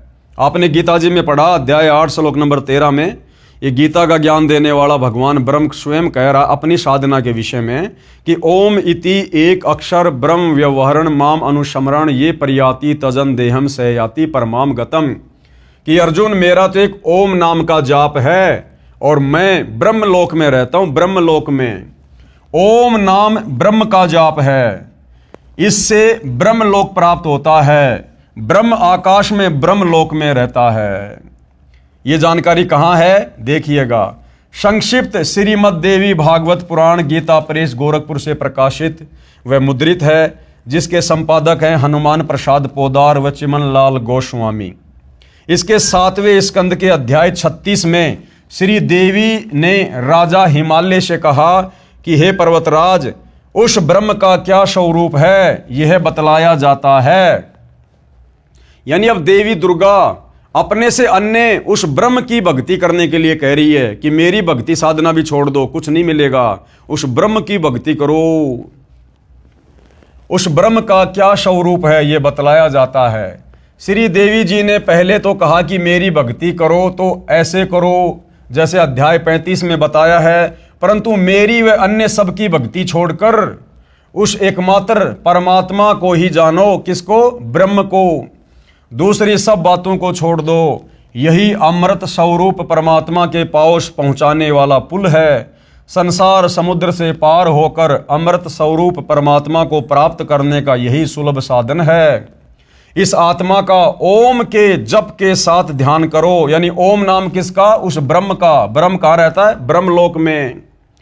और गीता जी अध्याय 8 श्लोक नंबर 16 में वो ब्रह्म खुद कह रहा है कि भैया ब्रह्मलोक पर्यंत सर्वलोक पुनरावर्ती में है। यानी ब्रह्मलोक में गया हुआ साधक भी वापस जन्म मरण में है, मुक्ति नहीं है। इस आत्मा का ओम के जप के साथ ध्यान करो। तो देवी दुर्गा अपने से ऊपर ओम नाम की साधना करने को कह रही है, जो कि ब्रह्म साधना है। इससे अज्ञानमय अंधकार से सर्वदा परे और संसार समुद्र से उस पार जो ब्रह्म है उसको पा जाओगे, तुम्हारा कल्याण हो। वह यह सबका आत्मा ब्रह्म ब्रह्मलोक रूप दिव्य आकाश में रहता है। कहाँ रहता है? ब्रह्मलोक रूप दिव्य आकाश में। गीता अध्याय 18 श्लोक 62 में गीता ज्ञान दाता यानी ब्रह्म ने कहा है। अब देवी दुर्गा ने टोपी किसके ऊपर पहना दी? ब्रह्म के ऊपर, कि भैया मेरी भक्ति से भी कुछ नहीं मिलेगा, उस ब्रह्म की भक्ति करो। अब वो ब्रह्म क्या कह रहा है गीता जी का ज्ञान देते समय अर्जुन को अध्याय 18 श्लोक नंबर 62 में कि भैया मेरी भक्ति से भी कुछ नहीं होगा, मेरी भक्ति से भी जन्म मरण का रोग समाप्त नहीं होगा, गधे कुत्ते सुअर बनने से नहीं बच सकते, नरक में जाने से नहीं बच सकते। अब वो ब्रह्म अपने से अन्य भगवान की भक्ति करने के लिए कह रहा है। गीता अध्याय 18 श्लोक 62 में गीता ज्ञान दाता यानी ब्रह्म ने कहा है कि परम शांति प्राप्त करनी है, अर्थात जन्म मरण से छुटकारा चाहता है तथा सनातन परम धाम को प्राप्त करना चाहता है। सनातन परम धाम यानी जहां जाने के बाद भगत वापस लौटकर काल के लोक में नहीं आता, जन्म मरण में नहीं आता। सनातन परम धाम यानी सतलोक। तो उस परमेश्वर की शरण में जा जिसको गीता अध्याय 8 श्लोक 3 में परम अक्षर ब्रह्म कहा है। अब बताओ, अध्याय 18 श्लोक 62 में गीता ज्ञान देने वाले ब्रह्म ने जिस ब्रह्म की भक्ति करने के लिए दुर्गा कह रही है, उस ब्रह्म ने कह दिया अर्जुन को कि भैया अगर तुझे सदा सदा के लिए जन्म मरण से छुटकारा पाना है तो उस परमेश्वर की शरण में जा जिसको उसी गीता ज्ञान दाता ने अध्याय 8 श्लोक नंबर 3 में परम अक्षर ब्रह्म कहा है, सत्य पुरुष कहा है, कबीर देव कहा है। तथा गीता अध्याय 8 श्लोक 8, 9, 10 में कहा है कि जो उस परम अक्षर ब्रह्म की भक्ति करता है उसी को प्राप्त होता है। यानी अपने से अन्य उस परम अक्षर ब्रह्म की भक्ति करने के लिए ये ब्रह्म स्वयं कह रहा है। गीता अध्याय 15 श्लोक 4 में गीता ज्ञान दाता ने यानी इस ब्रह्म ने कहा है कि तत्व ज्ञान रूपी शस्त्र से अज्ञान को काटकर उसके पश्चात परमेश्वर के उस परम पद की खोज करनी चाहिए जहां जाने के पश्चात साधक लौटकर संसार में नहीं आते। जिसने संसार की रचना की है उसकी भक्ति कर, यानी गीता ज्ञान देने वाला ब्रह्म तो अपने से अन्य उस परम अक्षर ब्रह्म की भक्ति करने की सलाह दे रहा है। गीता बोलने वाला क्षर ब्रह्म यानी काल निरंजन है, वह परम अक्षर ब्रह्म की भक्ति करने को कह रहा है। क्लियर कर दिया गुरुदेव भगवान ने। विचार करें। अब पूज्य गुरुदेव भगवान क्या कह रहे हैं कि भाई विचार करो। श्री कृष्ण जी अर्थात श्री विष्णु जी श्री देवी दुर्गा को सबसे बड़ी बता रहे हैं। फिर श्री देवी दुर्गा ब्रह्म यानी क्षर पुरुष को समर्थ बता रही है, और फिर ये क्षर पुरुष यानी ब्रह्म किसको बड़ा बता रहा है? ये देवी दुर्गा उस ब्रह्म की भक्ति के लिए कह रही है, और जो ब्रह्म है यानी गीता ज्ञान देने वाला काल, वो अपने से समर्थ, सबकी उत्पत्ति करता, सबके धारण पोषण करता पुरुषोत्तम अविनाशी परमेश्वर की भक्ति करने को कह रहा है। और भाइयों और बहनों, उस अविनाशी परमेश्वर की भक्ति, परम अक्षर ब्रह्म की भक्ति वो कैसे मिलेगी? उसके लिए यही गीता का ज्ञान देने वाला ब्रह्म काल अध्याय 4 श्लोक नंबर 34 में कह रहा कि अर्जुन, उस तत्वदर्शी संत की शरण में जा, वो तुझे परम अक्षर ब्रह्म की भक्ति के विषय में तत्व ज्ञान बताएगा। और उस तत्वदर्शी संत के बताए अनुसार भक्ति साधना करने से भाई सदा सदा के लिए तेरा जन्म मरण से छुटकारा होगा, और तू उस सनातन परम धाम सतलोक में चला जाएगा, जहां जाने के बाद साधक वापस लौटकर संसार में फिर कभी नहीं आता है। तो भाइयों और बहनों, आज वही परम अक्षर ब्रह्म स्वयं तत्वदर्शी संत बनकर सतगुरु रामपाल जी के नाम से धरती पर प्रकट है। निसंदेह ये समस्त प्रमाण अपनी आंखों से देखकर आपको यकीन हो जाना चाहिए कि ऐसा निर्मल ज्ञान, ऐसा पाक साफ ज्ञान, ऐसा शुद्ध ज्ञान, ऐसा निर्णायक ज्ञान सतयुग से लेकर आज तक ना किसी ने दिया और ना आगे कोई दे पाएगा। तो पहचानने में भाई बहनों को देरी नहीं करनी चाहिए कि सतगुरु रामपाल जी क्या परम शक्ति है, और यदि इनकी शरण में आकर सत्य साधना नहीं की तो युगों युगों फिर इस काल ब्रह्म के जाल में फंसे रहेंगे, और इसी प्रकार से गधे कुत्ते सुअर के शरीर भोगते रहेंगे, नरक में कष्ट उठाते रहेंगे। इससे सिद्ध हुआ कि हिंदू गुरु साहिबानों को अपने सदग्रंथों का ही ज्ञान नहीं है। जिस अध्यापक को अपने पाठ्यक्रम की पुस्तकों का ही ज्ञान नहीं है तो वह विद्यार्थियों का भविष्य खराब कर रहा है। यानी हमारे धर्म गुरुओं को हिंदू धर्मशास्त्रों का ज्ञान नहीं है तो हिंदू समाज के आम जनों का भविष्य बर्बाद कर रहे हैं, उनसे बचना चाहिए। आगे क्या कह रहे हैं गुरुदेव? पेश है संक्षिप्त श्रीमद देवी भागवत के 7वें स्कंद के अध्याय 36 के पेज 573 और 574 की फोटोकॉपी। यानी हर चीज का गुरुदेव भगवान हमें प्रमाण दे रहे हैं। अब ये देवी दुर्गा और राजा हिमालय की बातचीत जो आपने अभी मौखिक रूप से पढ़ी देखी, अब गुरुदेव भगवान इस देवी भागवत पुराण से दिखा रहे हैं। देवी के द्वारा हिमालय को ज्ञानोपदेश, ब्रह्म स्वरूप का वर्णन, यानी अपने से ऊपर उस ब्रह्म साधना के लिए देवी क्या कह रही है। श्री देवी जी कहने लगी, पर्वतराज इस प्रकार योग युक्त होकर मुझ ब्रह्म स्वरूपा देवी का ध्यान करें। ये ध्यान आसन पर भली भांति बैठकर अहेतु की भक्ति के साथ करना चाहिए। उस ब्रह्म का क्या स्वरूप है ये बतलाया जाता है। यानी पहले तो ये अपनी साधना बता रही है, फिर आगे कह रही है कि और सब बातों को छोड़ दे, यानी मेरी भक्ति साधना को भी छोड़ दे। और क्या कर? यह बतलाया जाता है जो प्रकाश स्वरूप सबके अत्यंत समीप में स्थित हृदय रूप गुहा में स्थित होने के कारण गुहाचर नाम से प्रसिद्ध और महान पद अर्थात परम प्राय है। जितने भी चेष्टा करने वाले, श्वास लेने वाले, आंखों को खोलने मूंदने वाले प्राणी हैं, सब उस ब्रह्म में ही समर्पित हैं, उसी में स्थित हैं। सत असत सब कुछ वही है, वही सबके द्वारा वर्ण करने योग्य सर्वोत्कृष्ट है, यानी उसी की पूजा करनी चाहिए। वह समस्त प्रजा के ज्ञान से परे है, अर्थात किसी की बुद्धि में आने वाला नहीं है। ये तुम जानो जो परम प्रकाश रूप है, जो सूक्ष्म से भी अत्यंत सूक्ष्म है, जिसमें संपूर्ण लोक और उन लोकों में निवास करने वाले प्राणी स्थित हैं। पढ़ते जाइए। 7वां स्कंद है संक्षिप्त देवी भागवत। ये अक्षर ब्रह्म है, वही सबके प्राण है, वही सबकी वाणी है और वही सबके मन है। वह यह परम सत्य और अमृत अविनाशी तत्व है। सौम्य उस वेदने योग्य लक्ष्य का तुम वेदन करो, मन लगाकर उसमें तन्मय हो जाओ। सौम्य उपनिषद में कथित महान अस्त्र रूप धनुष लेकर उस पर उपासना द्वारा तीक्ष्ण किया हुआ बाण संधान करो और फिर भावानुगत चित्त द्वारा उस बाण को खींचकर उस अक्षर रूप ब्रह्म को ही लक्ष्य बनाकर वेदन करो। प्रणव ओम धनुष है, जीवात्मा बाण है और ब्रह्म को उसका लक्ष्य कहा जाता है। परमाद रहित अत्यंत तत्परता से साधन संलग्न होकर उसका वेदन करना चाहिए और बाण के समान उसमें तन्मय हो जाना चाहिए। जिस ब्रह्म में स्वर्ग पृथ्वी अंतरिक्ष, स्वर्ग और पृथ्वी के बीच का आकाश, संपूर्ण प्राणों के सहित इंद्रिय युक्त मन बुद्धि स्वरूप अंतःकरण ओतप्रोत हैं, उस एकमात्र परमात्मा को ही जाने, दूसरी सब बातों को छोड़ दे। दुर्गा कह रही है कि मेरी भक्ति को भी छोड़ दो, उस ब्रह्म की साधना करो। क्या कह रही है दुर्गा? उस एकमात्र परमात्मा को ही जाने, दूसरी सब बातों को छोड़ दें। यही अमृत रूप परमात्मा के पास पहुंचाने वाला पुल है।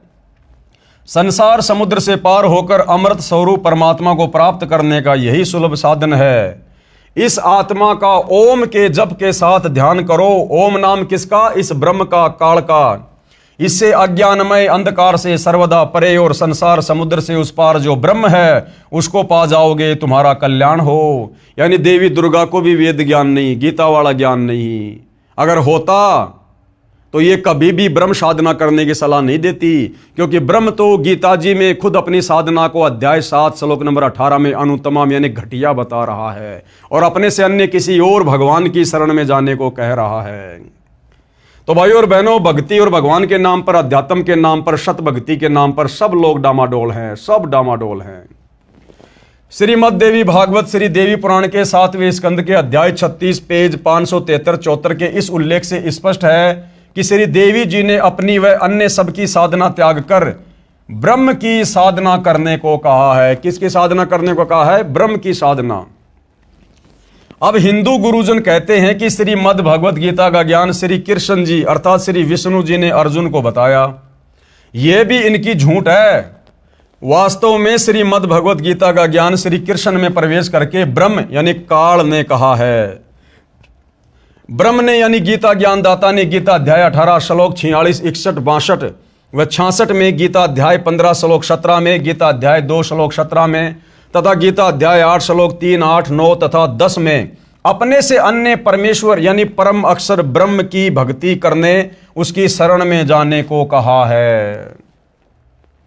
उसी को परमात्मा सबका धारण पोषण करने वाला अविनाशी परमेश्वर व पुरुषोत्तम कहा है। पढ़ें ये फोटोकॉपी गीता अध्याय 18 श्लोक 62 की, जो कि जय दयाल गोविंदका द्वारा अनुवादित है तथा भारत की प्रसिद्ध गीता प्रेस गोरखपुर से प्रकाशित व मुद्रित है। अब देखिएगा भाइयों और बहनों, ये ब्रह्म यानी ये काल ब्रह्म जिसने गीता जी का ज्ञान दिया है, ये अपने से अन्य गीता अध्याय 18 श्लोक नंबर 62 में किस परमेश्वर की शरण में जाने के लिए कह रहा है। अगर ये गीता ज्ञान देने वाला ही सर्वश्रेष्ठ परमात्मा होता, परमेश्वर होता, इसके पास मुक्ति का मार्ग होता, तो भला क्यों अपने से अन्य किसी और भगवान की शरण में जाने की सलाह अर्जुन को देगा। गीता अध्याय 18 श्लोक 62 की फोटोकॉपी, इसमें क्या बताया जा रहा है? तम एवं शरणम गच्छ सर्वे भावेन भारत तत्प्रसादात पराम शांतिम स्थानम प्रापेशी शाश्वतम। हे भारत यानी हे अर्जुन, तू सब प्रकार से यानी और सब साधनाओं को छोड़कर और सब भक्ति को छोड़कर उस परमेश्वर की ही शरण में जा।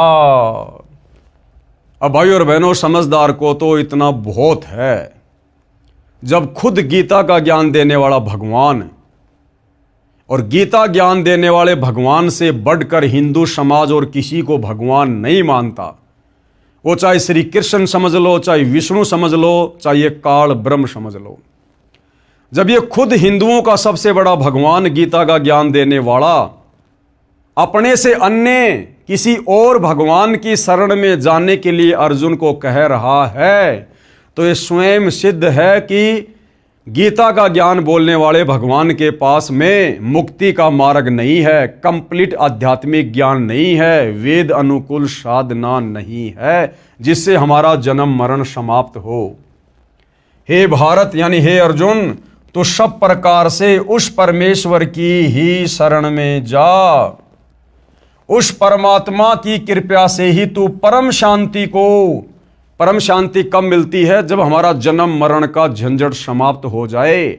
भाई जब तक जन्मेंगे मरेंगे तो कभी गधे बनेंगे, कभी कुत्ते बनेंगे, कभी इंसान बनेंगे, कभी देवता बनेंगे, कभी नरक में जाएंगे, कभी स्वर्ग में जाएंगे। तो भाई परम शांति नहीं हो सकती जब तक हम जन्म और मरण में हैं। तो क्या कह रहा है कि उस परमात्मा की कृपा से ही तू परम शांति को तथा सनातन परम धाम को प्राप्त होगा। अगर इस काल का वो ब्रह्मलोक सनातन परम धाम होता तो यहां पर उस परमात्मा के परम धाम में जाने की सलाह नहीं देता। तो सनातन परम धाम का मतलब होता है जिस लोक का कभी भी विनाश नहीं होता है, कभी भी वहां प्रलय महाप्रलय नहीं होती है, और वहां के जीव कभी भी मरते नहीं हैं, विनाश नहीं होता है। इतना क्लियर कर दिया भाई और बहनों। लेखक यानी सतगुरु रामपाल जी क्या कह रहे हैं? क्या आप जानते हैं गीता अध्याय 7 श्लोक 29 में गीता ज्ञान देने वाले प्रभु ने कहा है कि जो साधक यानी भगत केवल जरा यानी वृद्ध अवस्था बुढ़ापे के दुख से तथा मरण यानी मौत के दुख से छूटने के लिए ही प्रयत्नशील हैं, यानी साधना करते हैं, भक्ति करते हैं, वे तत्ब्रह्म यानी उस ब्रह्म यानी गीता अध्याय 18 श्लोक 62 में बताए परमेश्वर को तथा संपूर्ण अध्यात्म ज्ञान यानी तत्व ज्ञान को तथा संपूर्ण कर्मों को जानते हैं, यानी एक लेवा एक देवा दूतम वाली कथा जानते हैं। उत्तर हिंदू पक्ष नहीं। हिंदू भाई कहते हैं भाई हम तो नहीं जानते वो कौन परमात्मा है, क्या परमात्मा है जिसके विषय में गीता का ज्ञान देने वाला अध्याय 18 श्लोक नंबर 62 में कह रहा है। प्रश्न 19 हिंदू पक्ष की तरफ से, क्या आप जानते कि तत्ब्रह्म कौन है? प्रमाण गीता व पुराणों से बताओ। अब हिंदू पक्ष कह रहा है संत रामपाल जी से कि आप जानते हैं क्या वो तत्ब्रह्म कौन है और कहां बोली है ये बातें? गीता ज्ञान देने वाला भगवान कहां कह रहा है? तो गुरुदेव भगवान अब आपको गीता जी से ही प्रमाण दिखा रहे हैं। उत्तर लेखक यानी सतगुरु रामपाल जी ने कहा, हां सुनो मैं जानता हूं। गीता अध्याय 8 श्लोक 1 में अर्जुन ने गीता ज्ञान देने वाले इस काल ब्रह्म से प्रश्न किया, किम तत्ब्रह्म, कि वह तत्ब्रह्म क्या है, यानी तेरे से अन्य वो परमात्मा कौन है, क्या है, जिसके विषय में आपने यानी गीता ज्ञान देने वाले ने गीता अध्याय 7 श्लोक 29 में कहा है। इसका उत्तर गीता ज्ञान बताने वाले प्रभु यानी काल ब्रह्म ने आपके अनुसार श्री कृष्ण जी ने गीता अध्याय 8 श्लोक नंबर 3 में जवाब दिया है और कहा है वह परम अक्षर ब्रह्म है। साफ साफ बताया है कि वो तत्ब्रह्म क्या है, परम अक्षर ब्रह्म है, वो सत्य पुरुष है, वो कबीर देव है जो सनातन परम धाम सतलोक में रहता है। फिर इसी प्रसंग को आगे बढ़ाते हुए गीता ज्ञान देने वाले ने गीता के इसी अध्याय 8 के श्लोक 5 और 7 तथा श्लोक 8, 9, 10 में स्पष्ट किया है कि श्लोक 5 से 7 जो पुरुष अंत काल में मुझको ही सुमरण करता हुआ शरीर को त्याग कर जाता है वह मेरे साक्षात रूप को प्राप्त होता है, यानी काल रूप को प्राप्त होता है, ब्रह्मलोक में जाता है। इसमें कुछ भी संशय नहीं है। गीता अध्याय 8 श्लोक 5। हे कुंती पुत्र अर्जुन, अंत काल में मनुष्य यानी साधक जिस जिस भी भाव को यानी इष्ट को सुमरण करता हुआ शरीर का त्याग करता है उस भाव को ही प्राप्त होता है, क्योंकि वह सदा उसी के भाव से भावित हो रहा है। गीता अध्याय 8 श्लोक 6।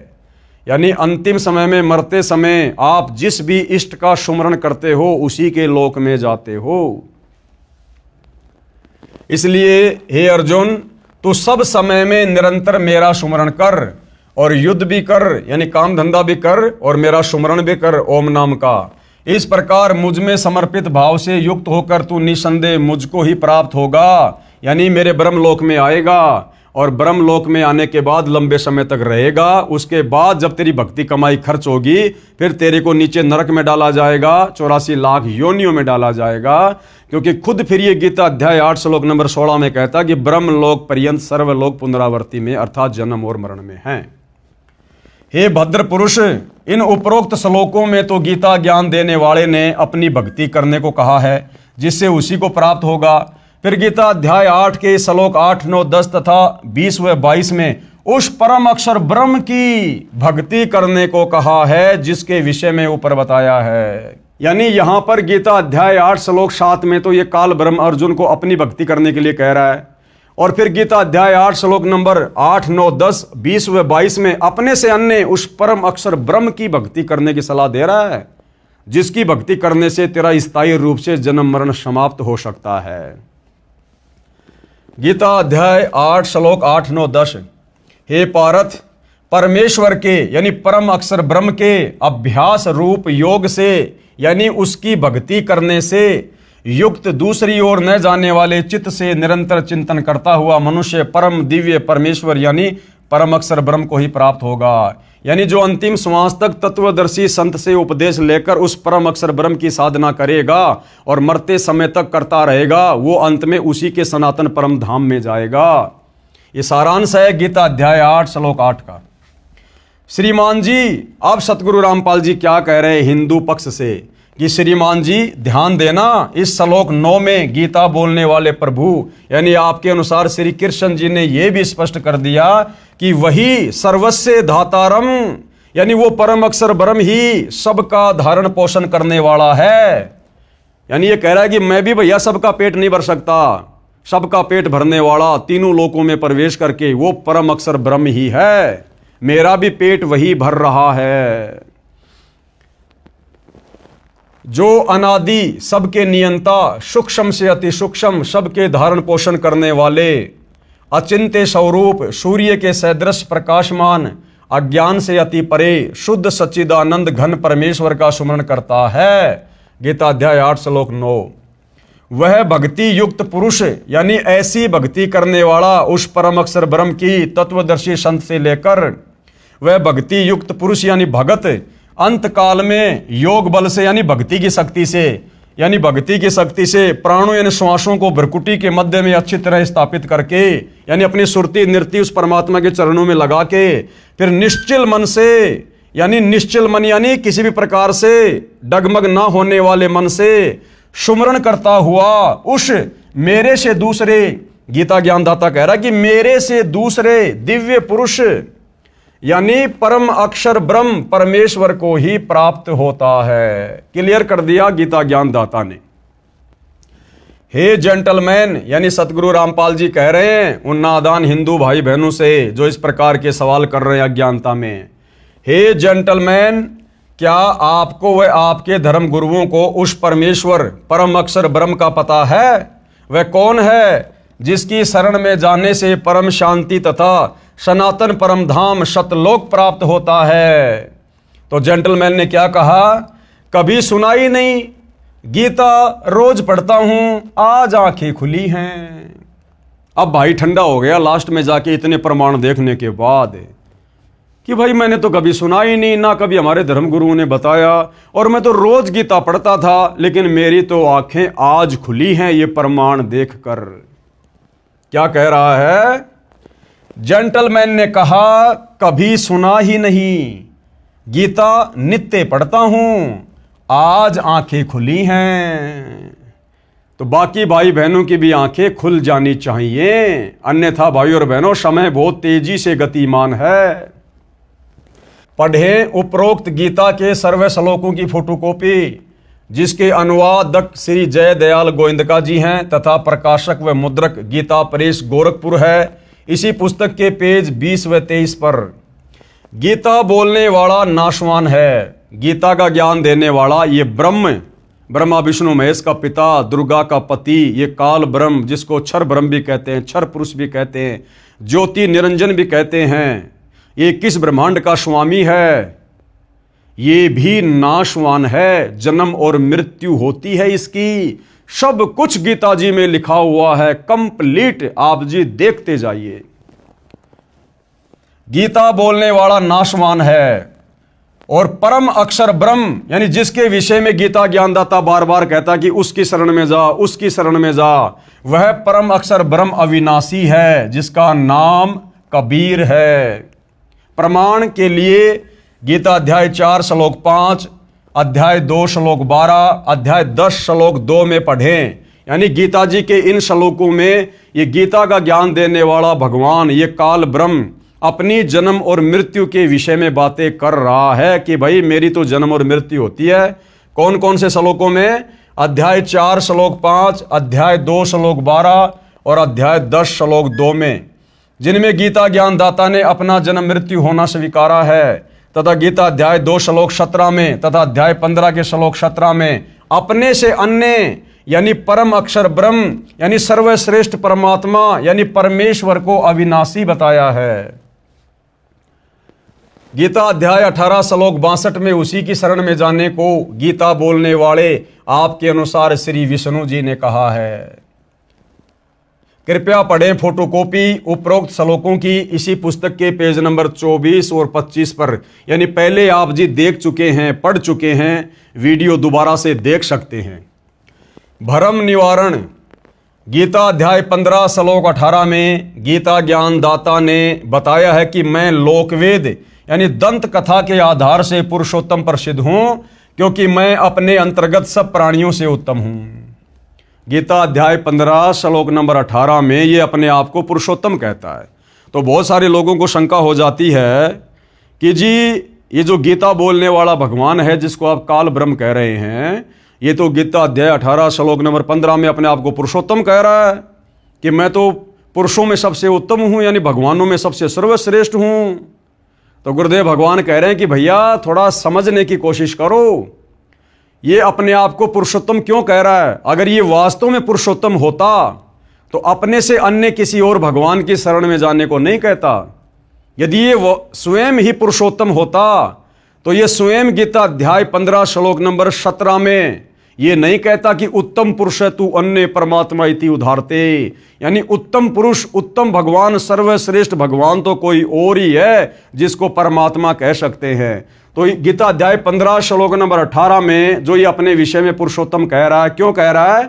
ये कह रहा है कि मैं तो लोक वेद के आधार से पुरुषोत्तम बना हुआ हूं, यानी इन साधु संत महर्षियों को, ऋषियों को, इनको वेद ज्ञान नहीं था, गीता ज्ञान नहीं था, जिस कारण से मेरे से ऊपर उस अविनाशी परमात्मा की जानकारी ये प्राप्त नहीं कर पाए, और इन्होंने केवल मेरे को ही परमात्मा घोषित कर दिया, पुरुषों में उत्तम पुरुषोत्तम घोषित कर दिया कि भैया इस ब्रह्म से बढ़कर दूसरा कोई भगवान नहीं, कोई परमात्मा नहीं। जबकि ये ब्रह्म तो खुद गीता में बार बार अध्याय 18 श्लोक 66 में कह रहा कि तू उस परमेश्वर की शरण में जा। तो इन ऋषि मुनियों ने वेदों को अच्छे से पढ़ा नहीं, पढ़ा तो समझा नहीं, क्योंकि समझ में आएंगे तत्वदर्शी संत की शरण में आने से, और तत्वदर्शी संत इनको मिला नहीं, मिला तो इन्होंने स्वीकार नहीं किया मान बढ़ाई में आके, जिस कारण से ये लोग गीता के ज्ञान को समझ नहीं पाए, और इस ब्रह्म से ऊपर इन्होंने और किसी को भगवान नहीं माना, जिस कारण से ये लोग ब्रह्म को लोक वेद के माध्यम से, सुनी सुनाई बातों के माध्यम से पुरुषोत्तम कह रहे हैं। भ्रम निवारण गीता अध्याय 15 श्लोक 18 में गीता ज्ञानदाता ने बताया है कि मैं लोक वेद यानी दंत कथा के आधार से पुरुषोत्तम प्रसिद्ध हूं, क्योंकि मैं अपने अंतर्गत सब प्राणियों से उत्तम हूं, क्योंकि ये 21 ब्रह्मांड का राजा है, और ये बाकी जितने भी प्राणी हैं, देवी दुर्गा, ब्रह्मा विष्णु महेश, 33 करोड़ देवी देवता, 88,000 ऋषि, 9 नाथ 84 सिद्ध, बाकी यहाँ के छोटे मोटे गुरुजन, आचार्य, शंकराचार्य, ये सब इस काल के अंतर्गत हैं 21 ब्रह्मांड में। इसलिए लोक वेद के आधार से, दंत कथा के आधार से, गीता और वेदों का संपूर्ण ज्ञान ना होने की वजह से हमारे धर्मगुरुओं ने इस ब्रह्म से ऊपर किसी को जाना नहीं, पहचाना नहीं, गीता को समझ नहीं पाए। इस कारण से हमारे ऋषि मुनियों ने, धर्मगुरुओं ने इस ब्रह्म को ही पुरुषोत्तम घोषित कर दिया। तो ये गीता ज्ञानदाता कह रहा है कि भैया मैं पुरुषोत्तम नहीं हूं, मैंने तो गीता अध्याय 15 श्लोक नंबर 17 में बता दिया कि उत्तम पुरुष तू अन्य परमात्मा इति उदाहरते, ये लोकतरम अवश्य विभर्ति अवय ईश्वर है, कि भाई उत्तम परमेश्वर, उत्तम परमात्मा, उत्तम पुरुष, सर्वश्रेष्ठ भगवान तो मेरे से अन्य है, जो परम अक्षर ब्रह्म है, जो सनातन परम धाम में रहता है। विचार करो, गीता ज्ञानदाता ने गीता अध्याय 8 श्लोक 3 में परम अक्षर ब्रह्म अपने से अन्य बताया है, श्लोक 5 और 7 में अपनी भक्ति करने को कहा है, तथा गीता अध्याय 8 के श्लोक 8, 9, 10, 20 व 22 में अपने से अन्य परम अक्षर ब्रह्म, उस पुरुषोत्तम की यानी परम अक्षर पुरुष, सच्चिदानंद घन ब्रह्म यानी दिव्य परम पुरुष परमेश्वर की भक्ति करने को कहा है। फिर भला ये अपने आप को पुरुषोत्तम कैसे कहेगा? पुरुषोत्तम तो इसको हमारे ज्ञानहीन धर्म गुरुओं ने मान रखा है। गीता अध्याय 8 श्लोक 9 में भी उसी को सबका धारण पोषण करने वाला बताया है। इसी प्रकार गीता अध्याय 15 श्लोक 17 में अपने से अन्य परम अक्षर पुरुष को पुरुषोत्तम कहा है।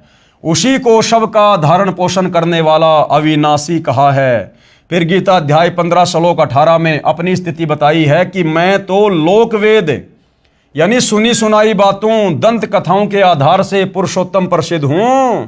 वास्तव में पुरुषोत्तम तो ऊपर गीता अध्याय 15 श्लोक 17 में बता दिया कि वो परम अक्षर ब्रह्म है, जो तीनों लोकों में प्रवेश करके सबका धारण पोषण करता है, जो सतलोक में रहता है। कबीर देव। कुछ एक व्यक्ति श्लोक 18 को पढ़कर कहते हैं कि देखो, गीता ज्ञान देने वाला अपने को पुरुषोत्तम कह रहा है, इससे अन्य कोई पुरुषोत्तम नहीं है। उसकी मूर्ख सोच का उत्तर ऊपर स्पष्ट कर दिया है। तो गुरुदेव कहते हैं जो लोग इस प्रकार से गीता के ज्ञान को अच्छे से ना समझकर इस काल ब्रह्म को ही पुरुषोत्तम मान के बैठे हैं, गुरुदेव कह रहे हैं कि ऊपर के श्लोकों में उनकी सारी शंकाओं का समाधान कर दिया है कि ये काल ब्रह्म तो हमारे ज्ञानहीन धर्म गुरुओं की नादानी के कारण सुनी सुनाई बातें और लोकवेद दंत कथाओं के आधार से पुरुषोत्तम बना हुआ है, जबकि ये पुरुषोत्तम नहीं है। पुरुषोत्तम तो परम अक्षर ब्रह्म है। और भाइयों और बहनों, निसंदेह वह परम अक्षर ब्रह्म वर्तमान में तत्वदर्शी संत की भूमिका में सतगुरु रामपाल जी के नाम से धरती पर प्रकट है। अन्यथा भाइयों और बहनों, इतना क्लियर इन धर्मशास्त्रों को सतयुग से लेकर आज तक किसी ने नहीं किया। ब्रह्मा जी ने भी क्लियर नहीं किया, विष्णु जी ने भी क्लियर नहीं किया। शंकर जी तो बेचारा तपस्वी है, वो तो ध्यान लगा के बैठा रहता है, उसको कहाँ से वेदों का ज्ञान होगा। और जब इन तीनों देवताओं को वेदों का ज्ञान नहीं है तो बाकी सभी तीनों देवताओं के अंतर्गत हैं। फिर इस धरती के तपस्वियों को, मुनियों को, ऋषियों को, आचार्य शंकराचार्यों को भला कहाँ से वेद ज्ञान, कहाँ से गीता ज्ञान होगा। तो भाइयों और बहनों, इस तत्वदर्शी संत की यानी सतगुरु रामपाल जी के द्वारा बताई गई साधना के अभाव में सतयुग से लेकर वर्तमान समय तक हमारे ये बड़े बड़े ऋषि मुनि महात्मा संत ये 184 योनियों में गोते खा रहे हैं। ये अपनी झूठी महिमा करके, वेद विरुद्ध साधना करके, तपस्या करके, समाधि लगा के, किसी को लाभ देके, किसी को श्राप देके दुनिया में झूठी महिमा बना के बैठे हुए थे। अब सतगुरु रामपाल जी ने आकर एडी से लेकर चोटी तक यानी एक छोटे से धर्मगुरु से लेकर और 21 ब्रह्मांड के स्वामी ज्योति निरंजन काल ब्रह्म तक की पोल पट्टी प्रमाणों के साथ हमारे ही पवित्र सदग्रंथों को दिखा दिखा कर खोल दी है। अब भी अगर कोई हिंदू धर्म से जुड़ा हुआ भाई बहन नहीं समझेगा तो भाई फिर धिक्कार है उसके जीवन को।